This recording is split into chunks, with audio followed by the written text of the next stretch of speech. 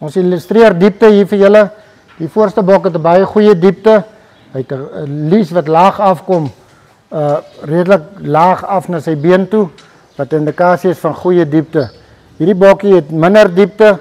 Ek sal sien minder diepte in sy middelstuk, minder diepte, lies kom minder laag af, en hy wil ook silindries neig.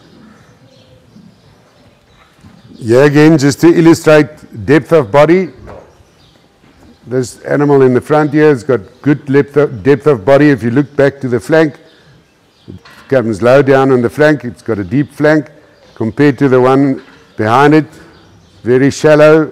Also, it cuts up in the flank and shows a much more leggy, and these animals tend to be a little bit more cylindrical.